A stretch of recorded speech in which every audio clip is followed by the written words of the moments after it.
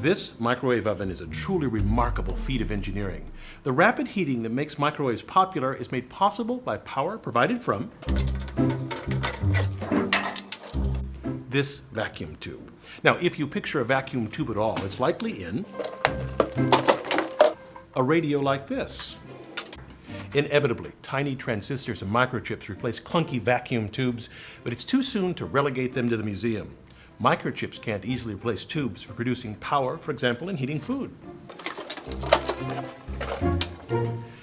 Now, a microwave contains three main components. A vacuum tube called a magnetron. It generates the energy that heats food. A waveguide hidden in the wall to direct that energy to the food, and a chamber to hold the food and safely contain the microwave radiation.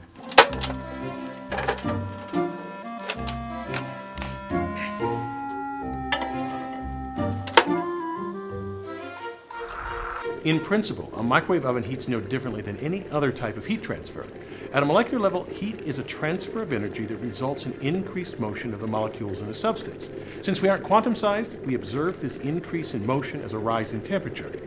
In a traditional oven or stove, we heat food by placing a pan on a burner or in the oven where the walls radiate heat, which cooks the outside of the food.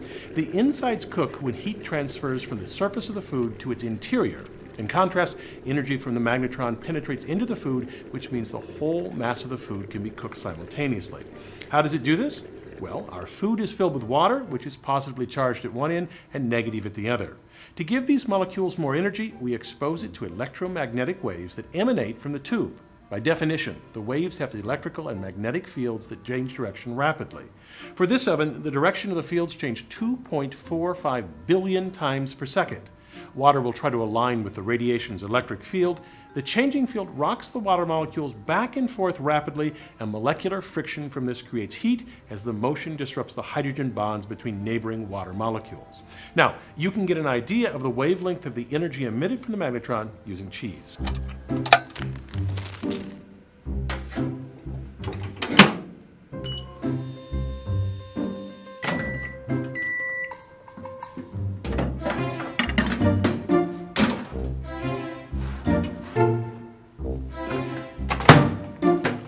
Now, you can see on here sections where the cheese is completely melted and other sections where it's completely unheated.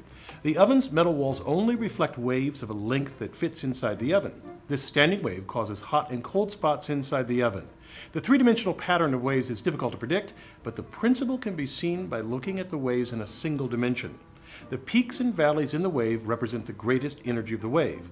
Well, the nodes here correspond to the cold spots inside the chamber.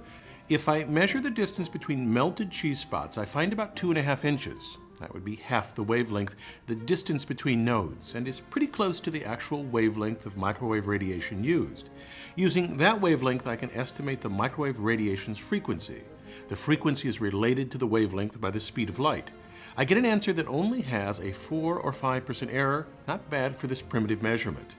Now, the real engineering in the microwave oven lies in creating the magnetron that generates high-powered radio waves. It's truly an amazing and revolutionary device. The vacuum tube is inside here. These are cooling fins, thin pieces of metal that dissipate the heat as the magnetron operates.